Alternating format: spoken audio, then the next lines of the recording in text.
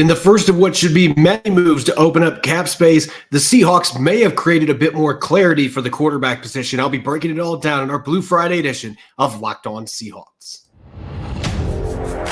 You are Locked On Seahawks, your daily Seattle Seahawks podcast. Part of the Locked On Podcast Network, your team every day.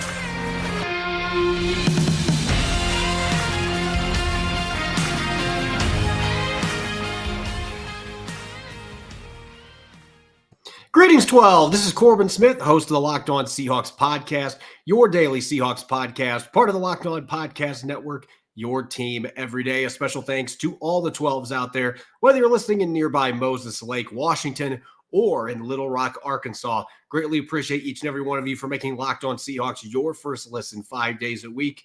We greatly appreciate it. The Seahawks announced 15 new coaching hires for Mike Macdonald's staff yesterday. I'm going to be diving into what looks to be close or potentially a finalized coaching staff for the Seattle Seahawks under their new head coach. Plus, is Drew Lock destined to come back for a third season in Seattle as we continue our free agency primers? It's going to be a jam-packed episode, so let's get to it. Now for your lead story here on our Blue Friday edition of Locked On Seahawks.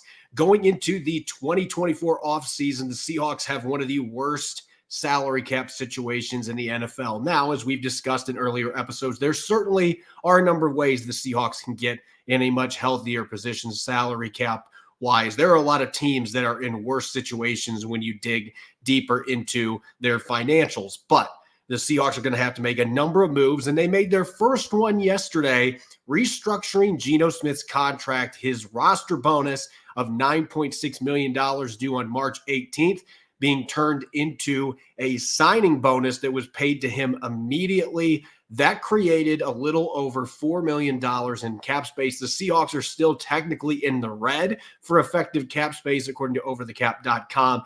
But this decision allows the Seahawks to start that process of creating some cap space so they can re-sign some of their own players, maybe make some signings in free agency of outside free agents, and of course, potentially pursue some trades as well. So this is going to be the first of what I expect to be several moves as far as what it means for Geno Smith and the quarterback situation. As we've talked about in earlier episodes, I felt like the fact that the Seahawks allowed Geno Smith's base salary to lock in, that was the first sign of some clarification on what the Seahawks plan to do at quarterback, but it certainly did not prevent a trade from happening, with Geno Smith being a fairly affordable starting quarterback in the NFL. Before yesterday, he had the 12th highest cap hit among quarterbacks in the NFL in 2024. It now has dropped down to 15th with this move. So this doesn't necessarily mean that the Seahawks are not open for business if the right offer is presented to them for Geno Smith. But based on what we've heard from Mike Macdonald and Ryan Grubb and some things that I've heard from various team sources, this move here happening the way that it did yesterday, this is a major sign to me that the Seahawks are ready to move forward with Geno Smith as their starter in 2024. I think all along that's where things have been trending. I do think the Seahawks were kind of floating the idea out there for teams, hey, he's available if you want to make us an offer, but I don't think that that offer was ever going to be what the Seahawks valued Geno Smith for. They weren't going to be getting a first-round pick, probably not even a second-round pick for a 33, soon-to-be 34-year-old quarterback, even coming off of back-to-back Pro Bowl seasons. And I have mentioned this a few times in the show. I feel like Geno Smith's skill set, when you look at what Michael Penix brings to the table, they're very similar players in how they throw the football, their strengths. I think in Ryan Grubb's offense that Geno Smith can do a lot of damage. You look at the salary cap situation in the NFL right now at the quarterback position. As I mentioned, with this move, Geno Smith's cap hit goes from $31.2 million in 2024 down to just a little bit over $26 million. So he goes from the 12th highest paid quarterback by cap hit to 15th. This truly puts him in the middle of the pack among NFL quarterbacks, and it creates the type of flexibility that any team would love to have with a quality starting quarterback. And that's what Geno Smith is. He's not elite, but he's been a Pro Bowler the last 2 years.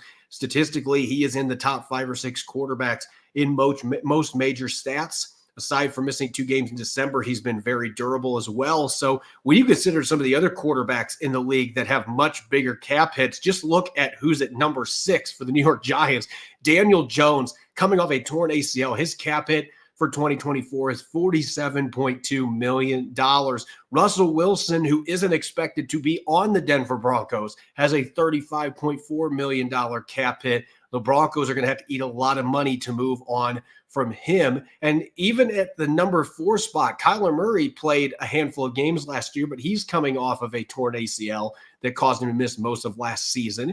And so that $51.4 million cap hit for him, that is going to be something that has a negative impact on the Arizona Cardinals as they try to build around their quarterback as well. So the Seahawks, with a $26+ million cap hit for their quarterback, they are certainly in a much better position. And as I've mentioned, I love the fit here, at least short term. Ryan Grubb working with Geno Smith. When you consider his strengths, he's been one of the best deep ball throwers in the NFL the last 2 seasons. Even the couple games he started in place of Russell Wilson back in the 2021 season, he demonstrated that ability to throw the ball downfield with proficiency and accuracy. He has been among league leaders in big-time throws in PFF metrics. In 2022, he led the league with 14 touchdown passes that traveled through the air 20 or more yards. So he has been the prolific downfield passer that Ryan Grubb likes to have in his offense, what Michael Penix did for Washington the last couple of years. His accuracy, he led the league in completion rate 2 years ago. Now, he dipped down this season. 65.5%, though, is still pretty darn good, especially when you consider that Seattle's passing game has been heavily predicated on those shot plays downfield. That is an acceptable completion rate. And the fact he only threw 2 interceptions in his last 7 starts, he was as good as any quarterback in the league in those last 7 games that he played in. So I think you just look at the skill set, you look at what he's accomplished the last couple of years, you can make a very sound argument that Geno Smith should be the starter. There's not a better option for the Seahawks to get, even in the draft. At pick number 16, they're going to be hard-pressed to be able to get that QB that is going to be able to come in on day 1 and start. At the same time, you're looking down the road, Geno Smith is going to be 34 next season. So there's certainly reason to believe that this is still a short-term option. He's not the franchise guy.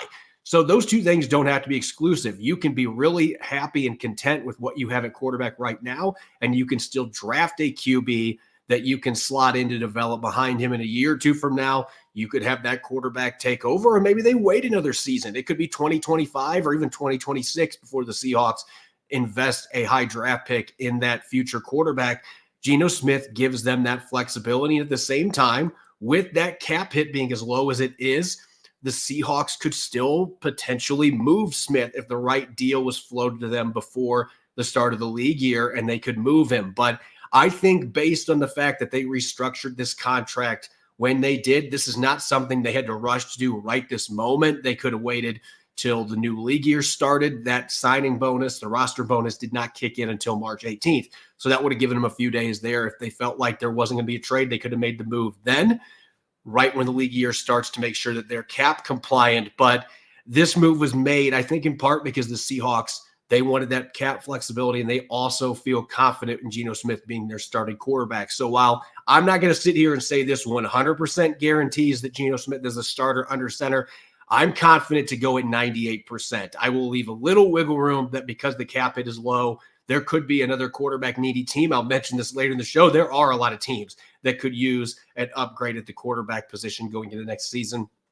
If one of those teams floats a deal that John Schneider cannot turn down, a Godfather type deal, then certainly the Seahawks could still trade Geno Smith, and it would not destroy their salary cap. It would open up plenty more space for them if they wanted to do that. But I'm very confident at this point with this decision being made. I don't think they would have done a restructure if they intended to move Geno Smith.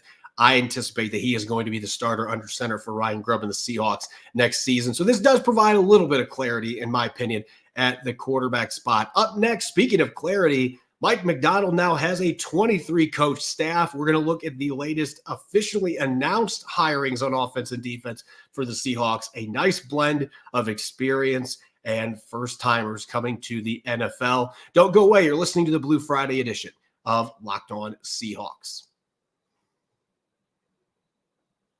This episode is brought your way by Nissan. Are you the kind of driver that likes to push things a little further? Have you ever wondered what adventure could be around the next corner? Our friends at Nissan have a lineup of SUVs with the capabilities to take your adventure to the next level. Take, for example, the 2024 Nissan Rogue. It's perfect for city drives and great escapes. It's got built-in Google Assistant, Google Maps, Google Play Store on its 12.3-inch HD touchscreen infotainment system.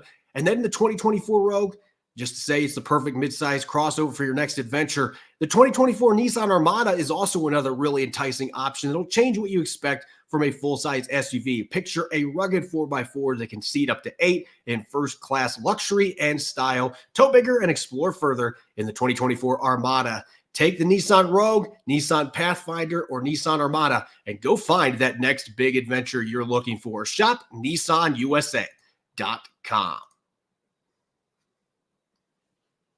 You're listening to the Blue Friday edition of Locked On Seahawks. I'm your host, Corbin Smith. A special thanks to each and every one of the 12s out there. Thank you for tuning in on this early edition of Blue Friday here on Locked On Seahawks. And thank you for making Locked On Seahawks your first listen 5 days a week. We greatly appreciate it. Make sure to check out Locked On's first ever national sports 24/7 streaming channel on YouTube. Locked On Sports Today is here for your 24/7 coverage of the top sports stories of the day with our local experts from Locked On, plus national shows covering every league. Go to Locked On Sports Today on YouTube and subscribe to the first ever national sports 24/7 streaming channel. Over the last couple of weeks, Mike Macdonald's coaching staff has slowly started to take shape. There have been a lot of different varying reports out there trickling in on coaches that were going to join Mike Macdonald's staff. But up until yesterday, only 8 of those coaches had officially been announced by the Seahawks.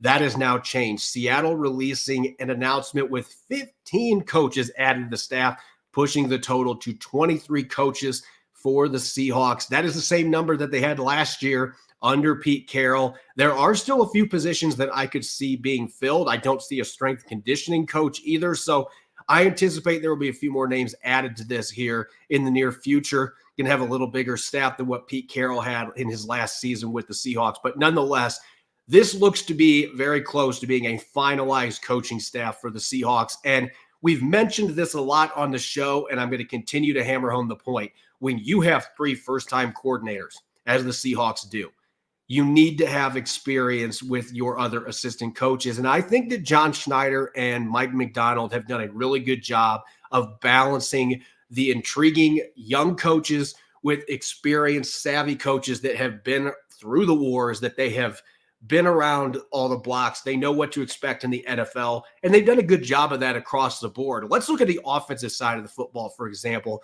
You've got a first-time coordinator in Ryan Grubb who has incredible upside.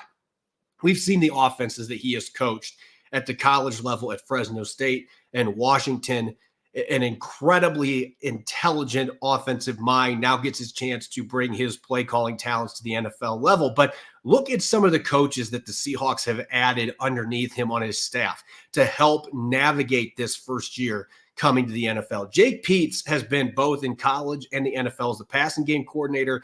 He was with Nick Saban 2 different times at Alabama. The last 2 years, he was with Sean McVay as a pass game specialist with the Rams. And then you've got Charles London. I know he's only been a quarterback coach for the last 3 years, but he has 14 years of prior NFL experience. He's been a running back coach for a number of years. He's also been involved with setting up game planning and play calling strategy. So Charles London brings a lot of experience to the Seahawks in a variety of positions. And then you have Kennedy Palomalu going into his 14th season as an NFL running back coach. He's had 7,000-yard rushers. He has had 2 runners that finished in the top 3 in rushing yards. Dalvin Cook, and most recently Josh Jacobs, over 1,600 yards, won the rushing title for the Raiders 2 years ago. So he has an incredible resume at the running back position. He's also been an offensive coordinator previously at USC. He's coached special teams, so another well-rounded coach. You bring in coaches like that around a first-time coordinator. That is, to me, the way to go about this. You had to have some guys who have been in the league, understand what it takes to win in this league. And a number of those coaches, they have coached for teams that have made deep playoff runs. Palomalu did it with the Vikings a couple of times. Jake Peetz with the Rams last year, they were able to get back to the postseason when a lot of people were expecting they were going to be down with the number of stars that they lost in the offseason. So you've got some guys here that have been around winning programs at the college and NFL level, and they understand what it takes to be able to get to the postseason and go on deep runs. They needed to have this kind of experience. And then you look at the offensive line. This might be the new hiring that had not been rumored up until yesterday that I'm most excited about. You have a first-time offensive line coach in Scott Huff, who I think is a very good offensive line coach. You look at what he did at Washington the last couple of seasons. They have had one of the premier O-lines in all of college football. That played into the success of Ryan Grubb's offense.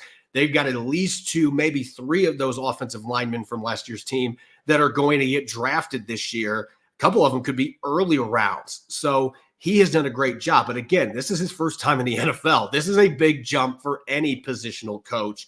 Bring in Brendan Nugent, who has been an offensive line coach, not an assistant. He has been an offensive line coach in the NFL for nearly a decade. The last 2 years, he was the Chargers offensive line coach. From 2015 to 2021, he was the Saints offensive line coach, and the Saints during that time had some of the very best offensive lines in the NFL, protecting Drew Brees towards the end of his career. And so you bring him in as a resource, an offensive line assistant to really mentor Scott Huff as he makes this jump.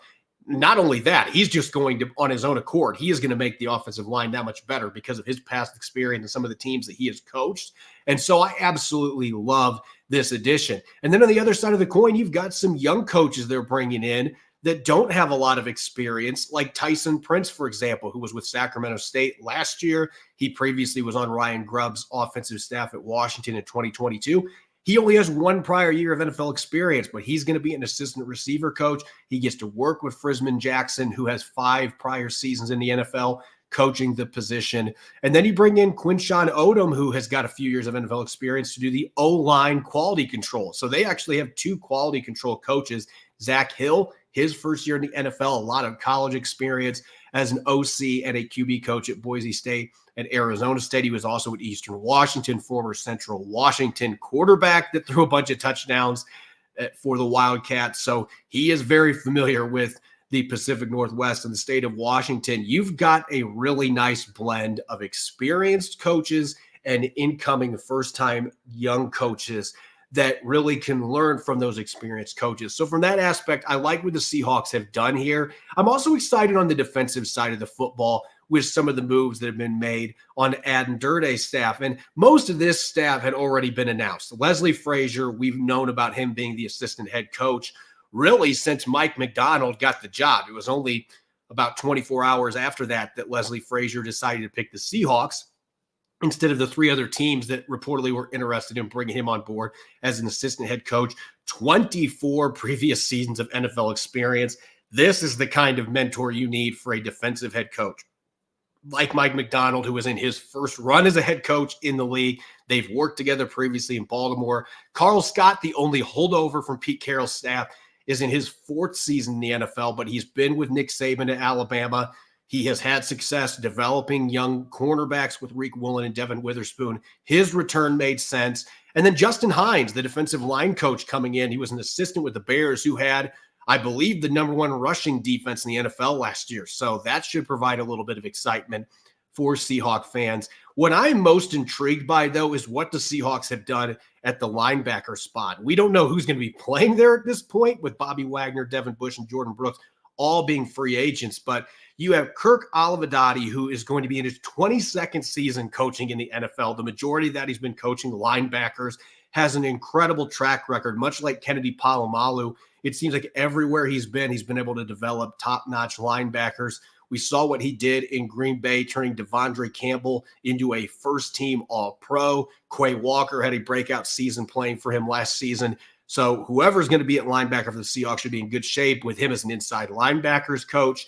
And then they brought in Josh Bynes, who's never coached in the NFL, but he played a decade, actually a dozen seasons in the NFL, a lot of those in Baltimore, playing for Mike Macdonald. Now he's going to transition into a coaching spot. So again, it's that dynamic, a very experienced coach and a first-time coach that can learn from that coach. So I'm excited for Josh Bynes to get that opportunity. And then Chris Partridge, who there's some controversy here. He was fired by Michigan last season with the sign stealing stuff that came out. And so there's certainly going to be some discussion about his arrival in Seattle, but there's no question about his coaching talent. This guy knows how to coach football, and he's going to be the outside linebackers coach.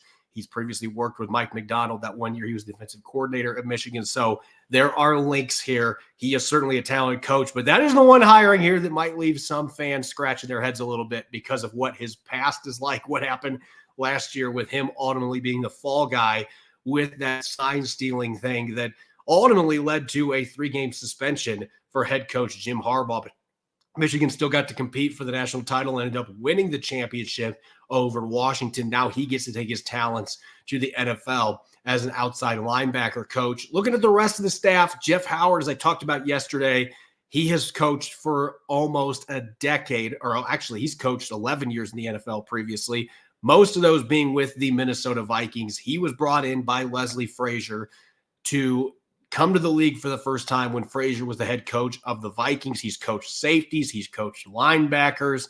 He has been a defensive pass game coordinator and had a lot of success in that position with the Cleveland Browns. And then he got a couple young guys here in Nick Perry and Rob Caprice. Perry has been with the Falcons the last 3 years. He's now going to be your defensive quality coach. And Caprice comes from Tennessee, where he was a graduate assistant. He has the defensive intern label here on Mike Macdonald's staff. So another raw young coach coming in to learn from a number of experienced coaches with the Seahawks. Again, I love the balance that we see here. And even on special teams, Jay Harbaugh's got 3 prior seasons in the NFL, but he's never been a special teams coordinator. So you bring in Devin Fitzsimmons to help him out. And Fitzsimmons has 10 years of experience as a special teams assistant in the NFL. So you have that contrast, a high upside coordinator coming in and bringing in an experienced assistant that can help that coach navigate the waters in their first season in a much tougher position than the one that they previously held, either at the college or NFL level. So I think the Seahawks have done a really good job of trying to mix and match their experience at a number of positions with some young coaches. They have a lot of upside, could have very high ceilings. Now, the question is, how is it going to come together? They are going to be spending the next several weeks getting ready for this upcoming season with OTAs starting, the offseason program starting on April 8th. New coaches get to start earlier than the rest of the league. So Mike Macdonald's staff, they're going to be fast tracking to get ready for that. So they will not be at the combine, according to John Schneider. Won't get to hear from Mike Macdonald at Indianapolis. They are going to be, what I believe, taking a 1-year break there because this is a critical time to make sure that the staff is on the same page. They got everybody hired here. Let's move forward and get ready for the 2024 season and what's going to be a very important offseason, getting players to buy in with a new coaching staff. Up next, Geno Smith is currently on the roster, probably going to be the starting quarterback, but there's still questions about who's going to be his backup, and it sounds like Seattle would like to bring back Drew Lock for a 3rd season. Is that a realistic possibility? However, I'm going to be diving in our latest free agent preview here on our Blue Friday edition of Locked On Seahawks. This episode is now brought your way from our sponsor, BetterHelp. Life can be full of twists and turns and throw a few wrenches at you at unexpected times, so it's important to lead yourself through it all and put a focus on your mental health. BetterHelp Online Therapy will assess your needs and can match you with your own licensed professional therapist in less than 48 hours. Therapy has worked wonders for me over the past few years with my family having a lot of health-related issues, but don't just take my word for it. Having someone in your corner to guide you when you're struggling to navigate obstacles can be invaluable. It's not a crisis line. It's not self-help. It's professional therapy done securely online, and it's available to people worldwide. With therapy, it can take a few tries to find the right fit for you. BetterHelp is a great way to invest in yourself, and BetterHelp has a special offer for our listeners. Get 10% off your first month at betterhelp.com/lockedon. That's 10% off your first month of online therapy at betterhelp.com/lockedon. You're listening to the Blue Friday edition of Locked On Seahawks. This is your host, Corbin Smith. A special thanks here early on this Blue Friday to all the 12s listening in and making Locked On Seahawks your first listen 5 days a week. We greatly appreciate it. With free agency just around the corner, we are closing in on the start of March. Free agency kicks off on March 13th. Going to continue diving into Seattle's unrestricted free agents, going back to the offensive side of the football, and with a player who probably is not going to be starting, but has a lot of value still to the Seattle Seahawks. If you've been paying attention to comments from Mike Macdonald and most recently Ryan Grubb, it is clear that the Seahawks have interest in bringing back their entire quarterback room, and that includes Drew Lock, who showed his value last year. He started a couple games in December in place of Geno Smith. He led an opening touchdown drive against the 49ers in Santa Clara. They unfortunately ended up losing that game, but I thought Lock had some really good shining moments in that game. And then the following week on Monday Night Football leads a game-winning drive, throws a touchdown, a perfectly placed deep ball to Jackson Smith-Njigba to send the Eagles back to Philadelphia with a primetime loss. So you have seen some of the flashes. We've seen the arm talent. There's never been a question about Drew Lock's physical tools. Coming out of Missouri as a second-round pick back in 2019 for the Denver Broncos, he's got as good of an arm as you're going to see, the ability to throw the ball downfield. He's a very athletic player for a player of his size, very underrated athlete who can move the pocket. We've seen all these things in his limited action with the Seahawks. And I do think he's made some improvements compared to earlier in his career when it comes to his decision-making. That said, he still threw 3 interceptions in his limited time for the Seahawks. There were a few other plays that easily could have turned into picks as well. So that is still an area of his game that looks to be a little bit of a wart, even if he has shown improvement and completed almost 70% of his passes in the 2 starts that he had late in the year for the Seahawks. There's just those occasional brain farts that still happen where you trust the arm too much or you just don't read coverage correctly. Those have been the things that have held Drew Lock back to this point. You look at the numbers this season for Lock. He played in 4 games. He had 2 starts, 543 passing yards, 3 touchdowns, and he completed 63.2% of his passes. It was a much higher rate in the 2 games that he started. It is tough as hell to come in the NFL cold off the bench and play well as a quarterback. We've seen some guys that can do that as pinch hitters, but Locke had some struggles in the game against the Giants and the Rams where he was able to check in for a banged up Geno Smith. The 2 starts he had, he was much better from a completion percentage, and he got those weeks to actually get prepared to play, which he didn't have the opportunity to do in the 2 games he subbed in the second half with Smith being banged up. So we got to see both sides. We got to see the ability to come in the middle of the game. We got to see a couple of spot starts for Drew Lock. He's only 26 going on 27, so he's still a very young quarterback, and he clearly has the physical tools. So there are going to be potentially some teams out there that may have interest in signing him at least to compete for a starting job or to be a bridge quarterback for a young QB. And you look at the number of teams out there right now that need a quarterback. The list is certainly a long one, and it starts with in the AFC East. You've got the New England Patriots who don't really have a quarterback on their roster right now. Bailey Zappi is the incumbent. Mac Jones is still on the roster, but he's been benched about 15 times the last 2 years. So it's hard to believe that the Patriots with a new coaching staff are going to put either one of those guys back in the lineup. And in the AFC North, Pittsburgh's Kenny Pickett experiment has not worked out to this point. There's a lot of rumors they will be in the market looking for a new quarterback. So maybe that would be a place that could be a landing spot for Drew Lock. And then in the AFC West, you got 2 teams. I don't think Denver's bringing him back. Russell Wilson's going to be gone, but I don't see Denver bringing Drew Lock back with Sean Payton as the head coach. Maybe the Raiders would consider that possibility with their number 1 quarterback right now being Aiden O'Connell.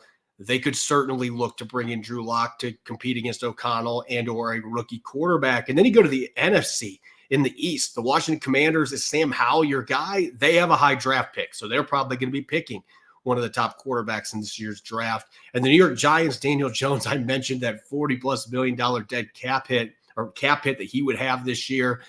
And he's coming off a torn ACL. The Giants could be in the market for a new quarterback and definitely have buyer's remorse after giving that massive contract to Daniel Jones after the 2022 season. And in the North, Chicago's going to probably draft Caleb Williams to address their quarterback situation, but Minnesota does not have a starter under contract right now. And Kevin O'Connell's offense, I could potentially see Drew Lock as a bridge gap, being a guy that could make some sense for Minnesota with a young quarterback. And in the South, you got a couple teams that don't have a starter right now. Tampa Bay, I expect to re-sign Baker Mayfield, but if they don't, that is a possibility there. Maybe Carolina to go with Bryce Young because Dave Canales is there. Maybe that would make sense for Drew Lock to reunite with him in Atlanta. Desmond Ridder, is he going to be your guy long-term? The Falcons could be in the market for a new quarterback as well. So there's a lot of teams out there that could be looking for a quarterback, and that could lead to some decent offers for Drew Lock. And I don't think the Seahawks have the flexibility to be able to bring in a backup quarterback for the contract that they gave him even last year. $4 million, maybe they can find a way to make that work, but cost is definitely going to be the issue here with Lock. If there is a starting opportunity, he is going to go take advantage of that. At this stage of his career, it may be the last chance that he has. But if he doesn't have any strong offers like he did last offseason, there weren't any strong offers with him not playing any snaps for the Seahawks in the 2022 season, then Seattle could be in the driver's seat to bring him back because he has enjoyed his time in Seattle. He and Geno Smith have a really good relationship. And depending on what happens with Geno Smith, maybe this is a situation where Drew Lock could get some snaps this upcoming season. We don't know how all this is going to play out. I'd be surprised if that's the route it goes unless Geno Smith gets banged up again. But the Seahawks just seem to be very interested in keeping this quarterback room together. And they could draft a quarterback to go with those two as well. But this at this point feels like it is truly a 50-50 proposition with Geno Smith being under contract with Seattle, not having a second round pick, having a huge gap between their first rounder and their 2 third rounders. Who knows if they're going to draft a quarterback early in April's draft? If they do some trading down, maybe they get a QB in the second round that way. But at this point, we don't know what that strategy is going to be for the Seattle Seahawks. We don't know what the other interest league-wide is going to be in Drew Lock.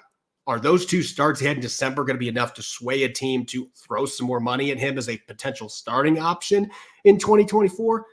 We'll have to wait until free agency opens to see if that's going to be a possibility. But if there isn't a starting job out there for Drew Lock to compete for, and there's not going to be a deal that ends up blowing away what the Seahawks can provide him as a backup, then I could certainly see the door being reopened for Drew Lock to return to Seattle. And the Seahawks mutually appear to have interest in doing that. So this really boils down to the interest that there is in the market from other teams. And it boils down to what ultimately is the draft plan for the Seattle Seahawks as well. A number of the teams that I mentioned, they are drafting much higher than the Seahawks. So they could be in a position to draft their quarterback in the future.